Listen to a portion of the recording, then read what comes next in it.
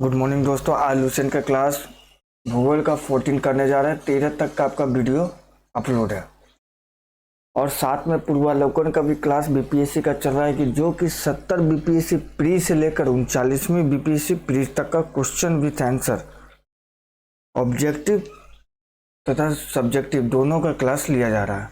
तो आप वहाँ पे भी देखिए वीडियो को। चलिए आज क्लास 14 देखते हैं भूगोल का।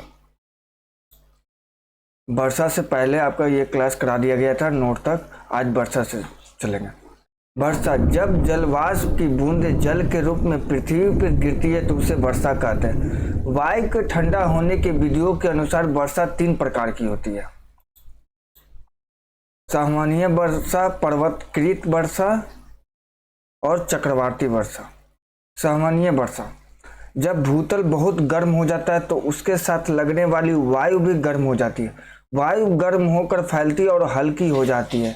यह हल्की वायु ऊपर को उठने लगती है और सामान्य धाराओं का निर्माण होता है। ऊपर जाकर यह वायु ठंडी हो जाती है और इसमें उपस्थित जल वाष्प का संघनन होने लगता है। संघनन से कपासी मेघ बनते हैं जिससे घनघोर वर्षा होती है। इसे सामान्य वर्षा कहते हैं। पर्वतकृत वर्षा, जब जलवाष्प से लदी हुई गर्म वायु को किसी पर्वत या पठार की ढलान के साथ ऊपर चढ़ना पड़ता है तो यह वायु ठंडी हो जाती है। ठंडी होने से यह संतृप्त हो जाती है और ऊपर चढ़ने से जलवाष्प का संघनन होने लगता है। इससे वर्षा होती है। इसे पर्वतकृत वर्षा कहते हैं। चक्रवाती वर्षा, चक्रवातों द्वारा होने वाली वर्षा को चक्रवाती अथवा बतागड़ी वर्षा कहते हैं। नोट: वर्षण, जल वाष्प के संघनन के बाद नमी के मुक्त होने की अवस्था को वर्षण कहते हैं। यह द्रव या ठोस अवस्था में हो सकता है। वर्षण जब पानी के रूप में होता है तो उसे वर्षा कहते हैं। जब तापमान 0 डिग्री सेल्सियस से कम होता है तब वर्षण हिमतुलों के रूप में होता है जिसे हिमपात कहते हैं। नमी षटकोणीय रबों के रूप में निर्मुक्त होती है। वर्षा एवं हिमपात के अतिरिक्त वर्षण के दूसरे प्रकार सहिम वृष्टि तथा का पावत है। कभी वर्षा की बूंदें बादल से मुक्त होने के बाद बर्फ के छोटे गोलाकार ठोस टुकड़ों में परिवर्तित हो जाती है तथा पृथ्वी की सतह पर पहुंचती है जिसे ओला पत्थर कहा जाता है। ये वर्षा की जल से बनती है जो कि ठंडी परतों से होकर गुजरती है। बादल फटना, बादल फटना का अर्थ भारी तूफान के साथ असाधारण रूप से भारी बरसात। चक्रवात प्रति चक्रवात, साइक्लोन एंटी साइक्लोन। चक्रवात प्रति चक्रवात, इसकी उत्पत्ति विभिन्न प्रकार की वायु राशियों के मिश्रण के फलस्वरूप वायु की तीव्र गति से ऊपर उठकर बवंडर का रूप ग्रहण करने से होती है। चक्रवात, केंद्र में कम दाब की स्थापना होने पर बाहर की ओर दाब बढ़ता जाता है। इस अवस्था में हवाएं बाहर से भीतर की ओर चलती है। इसे ही चक्रवात कहा जाता है। निम्न दाब के चारों तरफ पवनों का प्रतिक्रमण चक्रवाती परिसंचरण कहलाता है। प्रायः निम्न दाब क्षेत्रों पर वायु अभिसरित होगी और ऊपर उठेगी। चक्रवात में वायु चलने की दिशा उत्तरी गोलार्ध में घड़ी की सुइयों के विपरीत एवं दक्षिणी गोलार्ध में घड़ी की सुइयों की दिशा में होती है। टॉर्नेडो, हरिकेन और टाइफून चक्रवात के उदाहरण है। प्रति चक्रवात, जब केंद्र में दाब अधिक होता है तो केंद्र से हवाएं बाहर की ओर चलती है। इसे प्रति चक्रवात कहा जाता है। यानी उच्च वायुदाब क्षेत्र के चारों तरफ पवनों का परिक्रमण प्रति चक्र वाली परिसंचरण कहा जाता है। उच्च दाब क्षेत्रों में वायु का अवतरण होगा और धरातल पर अपसरित होगी। इसमें बताग्र का अभाव होता है। प्रति चक्रवात, प्रति चक्रवात में वायु की दिशा उत्तरी गोलार्ध में घड़ी की सुइयों के अनुकूल तथा दक्षिणी गोलार्ध में घड़ी की सुइयों के विपरीत होती है। नोट: चक्रवात में हवाएं केंद्र की तरफ आती है और ऊपर उठकर ठंडी होती है और वर्षा कराती है। जब प्रति चक्रवात में मौसम साफ होता है। चक्रवात तथा प्रति चक्रवात में पवनों की दिशा का प्रारूप: दाब पद्धति, केंद्र में दाब की दशा, पवन की दिशा का प्रारूप उत्तरी गोलार्ध और दक्षिणी गोलार्ध। चक्रवात निम्न, प्रति चक्रवात उच्च। घड़ी की सुई की दिशा के विपरीत दिशा के अनुरूप चक्रवात, और घड़ी की सुई की दिशा के अनुरूप दिशा के विपरीत। ये प्रति चक्रवात में घड़ी की सुई, चक्रवात में क्या होता है, घड़ी की सुई की दिशा के विपरीत दिशा के अनुरूप, और प्रति चक्रवात में घड़ी की सुई की दिशा के अनुरूप दिशा के विपरीत। त्वरित झंझा व टॉर्नेडो।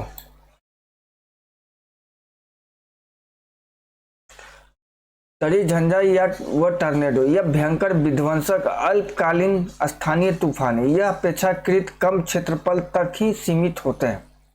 त्वरित झंझा उष्ण आर्द्र दिनों में प्रबल संवहन के कारण उत्पन्न होता है। त्वरित झंझा एक पूर्ण विकसित कपासी वर्षी मेघ है जो गरज व बिजली उत्पन्न करते हैं। जब यह बादल अधिक ऊंचाई तक चले जाते हैं जहां तापमान 0 से कम रहता है तो इससे ओले बनते हैं और ओलावृष्टि होती है। आर्द्रता कम होने पर यह त्वरित झंझा धूल भरी आंधियां लाते हैं। त्वरित झंझा की विशेषता उष्ण वायु का प्रबल ऊर्ध्व प्रभाव है जिसके कारण बादलों का आकार बढ़ता है और ये अधिक ऊंचाई तक पहुंचते हैं। इसके कारण वर्षण होता है। भयानक त्वरित झंझा से कभी कभी वायु आक्रामक रूप में हाथी की सूंड की तरह सर्पिल अवरोहण करती है। इसमें केंद्र पर अत्यंत कम वायुदाब होता है और यह व्यापक रूप से भयंकर विनाशकारी होते हैं। इस परिघटना को टॉर्नेडो कहते हैं। टॉर्नेडो सामान्यतः मध्य अक्षांशों में उत्पन्न होते हैं। समुद्र पर टॉर्नेडो का जल स्तंभ कहते हैं। यह जल एवं स्थल दोनों में उत्पन्न होता है। इसमें स्थलीय हवाओं का वेग 325 किलोमीटर प्रति घंटा होता है। नोट: ऑस्ट्रेलिया एवं संयुक्त राज्य अमेरिका के मिसिसिपी इलाकों में इस तूफान को टॉर्नेडो कहा जाता है। हरिकेन: अटलांटिक महासागर में उठने वाली तथा पश्चिमी द्वीप समूह के चारों ओर चलने वाली भयंकर चक्रवाती तूफान, इसकी गति 121 किलोमीटर प्रति घंटा होती है। टाइफून: प्रशांत महासागर में उठने वाली तथा चीन सागर में चलने वाली वक्रगामी कटिबंधीय चक्रवात को टाइफून कहते हैं। इसकी गति 160 किलोमीटर प्रति होती है। 10वां: विश्व की प्रमुख फसलें उत्पादक देश।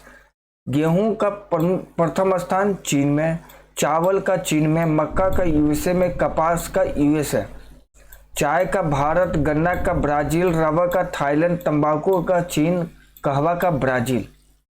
ये वर्ष 2017 का अपडेट है तो हम इसे नहीं देखते, इसे करंट अफेयर्स में देखा जाएगा। विश्व के प्रमुख खनिज एवं उत्पादक देश, ये भी 2017 के, ये भी करंट अफेयर्स में देखा जाएगा। विश्व के विनिर्माण उद्योग।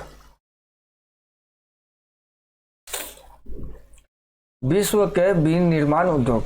सूती वस्त्र उद्योग ब्रिटेन, भारत, चीन, रूस उत्पादक देश है। लौह इस्पात उद्योग के संयुक्त राज्य अमेरिका, यूक्रेन, जापान, रूस है। ऊनी वस्त्र उद्योग के उत्पादक देश जापान, संयुक्त राज्य अमेरिका, ब्रिटेन।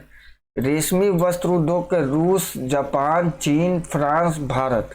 मोटर गाड़ी उद्योग के संयुक्त राज्य America, Japan, Germany, France, Italy, रूस, स्पेन। पोत निर्माण उद्योग के जापान, स्वीडन, जर्मनी, संयुक्त राज्य अमेरिका। वायुयान निर्माण उद्योग में संयुक्त राज्य अमेरिका, ब्रिटेन, रूस आदि। अब चलिए रसायन उद्योग से रिलेटेड देखते हैं। सल्फ्यूरिक अम्ल का उत्पादक देश है संयुक्त राज्य America, Japan, Germany, great Britain. Nitrogen युक्त उर्वरक का है संयुक्त राज्य अमेरिका, जापान, भारत। फास्फेट उर्वरक का है संयुक्त राज्य अमेरिका और ऑस्ट्रेलिया। पोटास उर्वरक का है जर्मनी, संयुक्त राज्य अमेरिका। विश्व के प्रमुख औद्योगिक नगर। ये उद्योग से रिलेटेड है। बेलफास्ट नगर है जहाज निर्माण से रिलेटेड उद्योग। बर्मिंघम है लोहा इस्पात से नगर, और एसेन नगर जो है लोहा इस्पात से प्रमुख है। हवाना जो सिगार से उत्पादन ज़्यादा होता है। लॉस एंजलिस पेट्रोलियम फिल्म उद्योग के लिए प्रसिद्ध नगर है। कोबे लोहा इस्पात के लिए प्रसिद्ध नगर है। लियोनेस सिल्क उद्योग के लिए प्रसिद्ध नगर है। मिलान सिल्क वस्त्र उद्योग के लिए प्रसिद्ध नगर है। फेल्मा ऊँट जहाज निर्माण के लिए। शेफील्ड कैंची या छुरी के लिए। वेनिस कांच उद्योग के लिए। वेलिंगटन डेयरी उद्योग के लिए। ढाका कालीन उद्योग के लिए। नागोया जहाज निर्माण और सूती वस्त्र के लिए। नगर उद्योग चेलियाबर्स्क लोहा एवं इस्पात उद्योग के लिए। डेट्राइट ऑटोमोबाइल के लिए। ग्लासको जहाज निर्माण के लिए। हॉलीवुड फिल्म उद्योग के लिए। कंसांस मांस उद्योग के लिए। क्यू इंजीनियरिंग उद्योग के लिए। मैनचेस्टर सूती वस्त्र उद्योग के लिए। फिलाडेल्फिया लोकोमोटिव के लिए। पिट्सबर्ग लोहा इस्पात वर्ग के लिए। सिएटल वायु निर्माण के लिए। व्लादिवोस्टॉक जहाज निर्माण के लिए। मुल्तान मिट्टी के बर्तन के लिए। म्यूनिख लेंस निर्माण के लिए। ओसाका सूती वस्त्र लोहा इस्पात के लिए। विश्व के प्रमुख जनजाति संबंधित देश क्षेत्र। एस्किमो जनजाति है ग्रीनलैंड और कनाडा से। खिड़गी जनजाति है मध्य एशिया से। माओरी जनजाति है न्यूजीलैंड से। मसाई जनजाति पूर्वी अफ्रीका कीनिया से। बेदास जनजाति श्रीलंका से। निग्रो जनजाति मध्य अफ्रीका से। सेमांग जनजाति मलेशिया से। यूकाधीर जनजाति साइबेरिया से। आयुनु जनजाति जापान से। बुशमैन कालाहारी मरुस्थल ये कहाँ से जनजाति है? बुशमैन। रेड इंडियन उत्तरी अमेरिका से संबंधित है। रेड इंडियन जनजाति। पिग्मी जनजाति कांगो बेसिन से। बोरो जनजाति ब्राजील से। इकांथा दक्षिण अफ्रीका से। हैदर अमेरिका से। तारतार साइबेरिया से। बद्दू अरब से। पपुआंस न्यू गिनी से। याकू टुंड्रा प्रदेश से। जुल्लू नेटाल प्रांत दक्षिण अफ्रीका से। विश्व के प्रमुख वनस्पति या संबंधित क्षेत्र। ट्रोपोफाइट उष्ण कटिबंधीय जलवायु वाले घास एवं वनस्पति से संबंधित है। हाइग्रोफाइट दलदलीय भूमध्य रेखीय उष्ण आर्द्र वाली वनस्पति से संबंधित। जेरोफाइट उष्ण कटिबंधीय मरुस्थलीय क्षेत्रों की वनस्पति से संबंधित। हाइड्रोफाइट जल प्लावित क्षेत्रों की वनस्पति से संबंधित। मेसोफाइट शीतोष्ण कटिबंध क्षेत्र की वनस्पति से। क्रायोफाइट टुंड्रा एवं शीत प्रधान क्षेत्रों की वनस्पति से। हेलोफाइट नमकीन क्षेत्र में पाई जाने वाली वनस्पति से। लिथोफाइट कड़ी चट्टानों में उगने वाली वनस्पति से। कबीलाई मानव के कुछ प्रमुख आवास। 16 में कबीलाई मानव के कुछ प्रमुख आवास जैसे ओल यह यूरोप के काकेशस पर्वतीय उमरस्थलीय क्षेत्रों में पाई जाने वाली मानव प्रजाति का तंबूनुमा आवास है। यह लकड़ी के ऊपर चमड़ा मढ़कर वृत्ताकार ढांचे में बना होता है। इग्लू यह टुंड्रा प्रदेश के एस्किमो प्रजातियों द्वारा बर्फ से बनाया गया अर्धगोलाकार आवास है। इजबा यह उत्तरी रूस के ग्रामीण क्षेत्रों में तिकोनी रंगीन दीवारों से बना मानव आवास है। क्राल यह अफ्रीका के बांटू एवं काफिर तथा नेटाल दक्षिण अफ्रीका के जुलू प्रजातियों द्वारा घास से निर्मित मानव अधिवास है। टीपी यह रॉकी पर्वत के पूर्वी भागों में निवास करने वाले रेड इंडियनों द्वारा निर्मित तंबू के आकार का आवास है जो मुख्यतः विशन वेल के चमड़े से बनाया जाता है। यूर्त यह मध्य एशिया के स्टेपी क्षेत्र के निवासियों खिड़गिज कालमुख और कज्जाक द्वारा पशुओं की खालों से निर्मित अस्थायी मानव आवास है। विश्व के प्रमुख भौगोलिक उपनाम जैसे 7 पहाड़ियों का नगर रोम को कहते हैं। पोप का शहर रोम को। रक्तवर्ण महिला रोम को कहते हैं। प्राचीन विश्व के सामग्री रोम को। पश्चिमी का बेबीलोन रोम को। Eternal city holy city Rome को। एंटलीज की मौत का मोती क्यूबा को। Sugar bowl of the world Cuba को। गगनचुंबी इमारतों का नगर न्यूयॉर्क को। Pearl of the orient Singapore को। क्वेकर सिटी फिलाडेल्फिया को।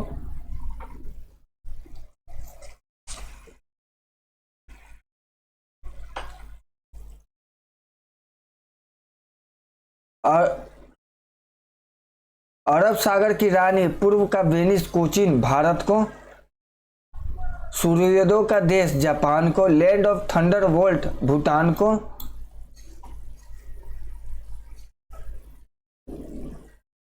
अंध महाद्वीप अफ्रीका को, स्वर्णिम पेगोडे का देश म्यांमार को, 7 टापुओं का नमगर मुंबई भारत को, भारत का बगीचा बंगलुरु भारत को,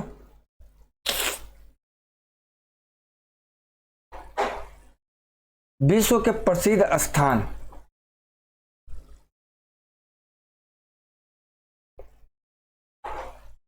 दोस्तों ये सबसे क्वेश्चन नहीं आता विश्व के प्रसिद्ध स्थान से। विश्व के प्रमुख भौगोलिक खोज है, चलिए इसको देखते हैं। R&M डनसन नॉर्वे दक्षिणी ध्रुव पर चढ़ने वाले प्रथम व्यक्ति 1911 में थे। रॉबर्ट पियरी अमेरिका उत्तरी ध्रुव की खोज 1909 में की थी। कोलंबस इटली पश्चिमी द्वीप समूह 1492, दक्षिण अमेरिका 1498 में खोज की थी। जॉन केवेट इटली न्यूफाउंडलैंड 1497 में खोज किया गया था। कैप्टन कुक ने हवाई द्वीप समूह 1770 में खोज की थी। कोपरनिकस ने सौर मंडल से रिलेटेड खोज की थी कब? 1540 में। फर्दिनंद द लेपेस स्वेज नहर का निर्माण 1869 में हुआ था। केपलर जर्मनी ग्रहों का गति का नियम 1600 में दिया गया था केपलर के द्वारा। लिंडरबर्ग प्रथम सोलो उड़ान पेरिस से न्यूयॉर्क तक 1987 में किया गया था। वास्को डी गामा पुर्तगाल केप ऑफ गुड होप होकर भारत आगमन 1498 में किए थे। फ्रिडजॉफ नानसेन ग्रीनलैंड और उत्तरी ध्रुव का पहाड़ी भाग 1888 में। और इसके बाद नोट, प्रशांत महासागर नामकरण मैगलन ने किया था।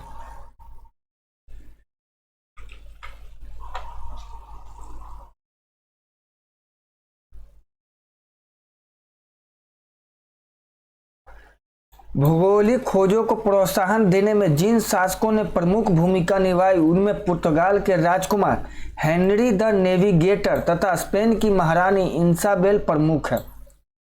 यूरोप वासियों ने कपास का ज्ञान अरबों से सीखा है। विश्व के महासागर, प्रशांत महासागर, अटलांटिक महासागर, हिंद महासागर, आर्कटिक महासागर, अंटार्कटिक महासागर।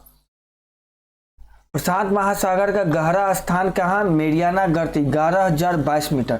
अटलांटिक महासागर का गहरा स्थान प्यूरिटो रिको गर्त 8392। हिंद महासागर का गहरा स्थान सुंडा गर्त 8192। आर्कटिक महासागर का गहरा स्थान यूरेशियन बेसिन। अंटार्कटिक महासागर का अप्रपात विश्व के प्रमुख नहरें।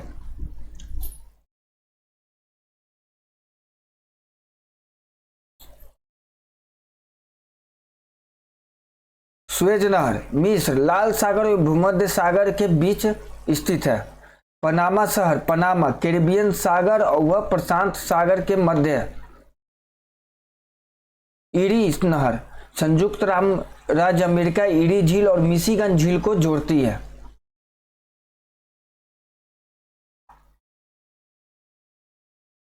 चलिए स्वेज नहर के बारे में पढ़ते हैं। स्वेज नहर, इसका निर्माण 1869 ईस्वी में हुआ। इसके निर्माण का कार्य 1854 ईस्वी में एक फ्रांसीसी इंजीनियर फर्दिनंद द लेप्लेस को सौंपा गया था। इस नहर की लंबाई 168 किलोमीटर, औसत गहराई 16.15 मीटर है, अधिकतम चौड़ाई 365 मीटर एवं न्यूनतम चौड़ाई 60 मीटर।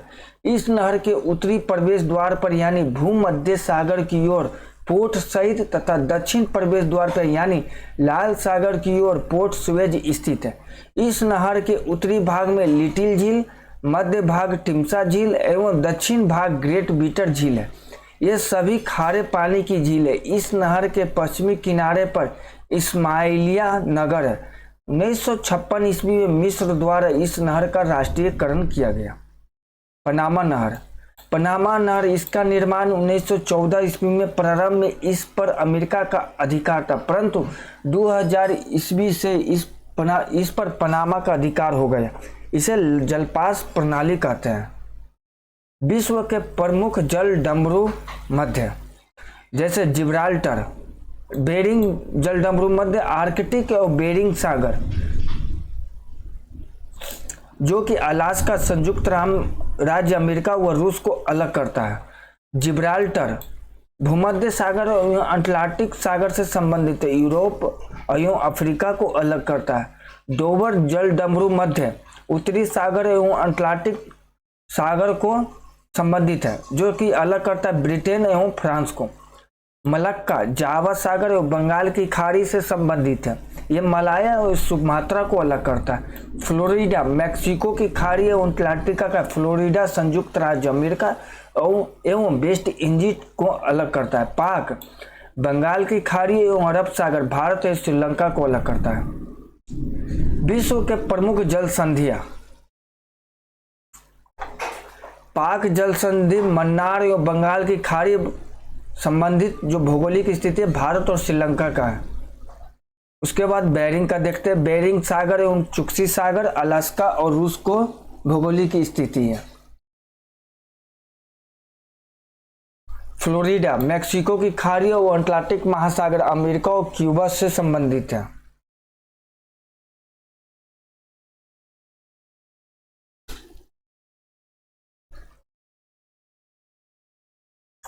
जल संधि दो भिन्न जल राशियों को जोड़ती है एवं दो तलखंडों को अलग करती है। जैसे मलक्का जल संधि अंडमान सागर एवं दक्षिणी चीन सागर को जोड़ती है तथा मलक्का प्रायः द्वीप को सुमात्रा द्वीप से अलग करती है।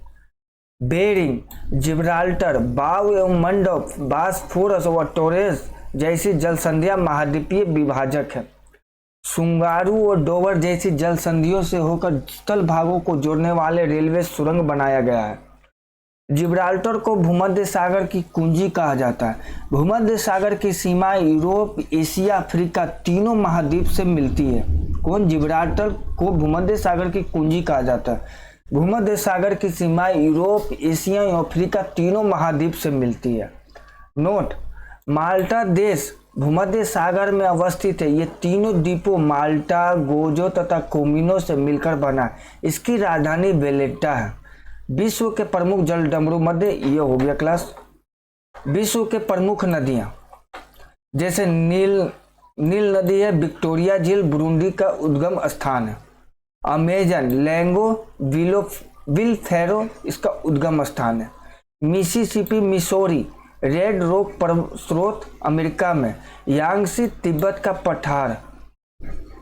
हांगो क्यूनोल पर्वत। ब्रह्मपुत्र मानसरोवर झील से उद्गम स्थान है। सिंधु मानसरोवर झील के पास से उद्गम स्थान है। डार्लिंग नदी ऑस्ट्रेलिया में उद्गम स्थान है। मर्रे ऑस्ट्रेलियन आल्प्स से उद्गम स्थान है।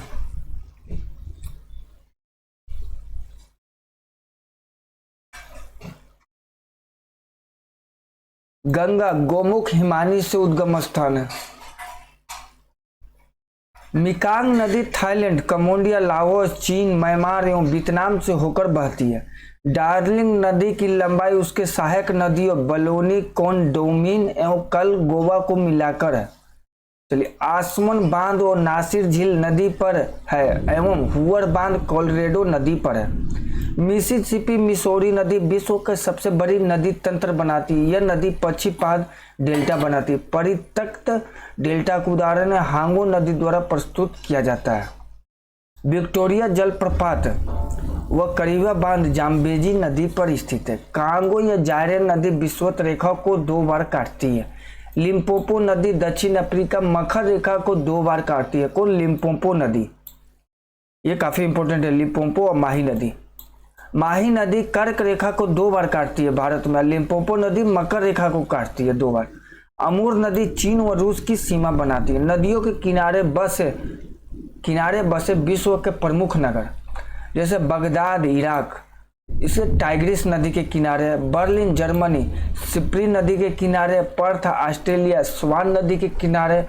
वारसा पोलैंड, विसुचुला नदी के किनारे। अस्मान मिस्र, नील नदी के किनारे, सेंट लुइस अमेरिका मिसिसिपी नदी के किनारे, रोम इटली टाइबर नदी के किनारे, लंदन इंग्लैंड टेम्स नदी के किनारे, पेरिस सीन नदी के किनारे, मॉस्को रूस मोस्कोवा नदी के किनारे, प्राग चेक बिंतावा नदी के किनारे, बोन जर्मनी राइन नदी के किनारे।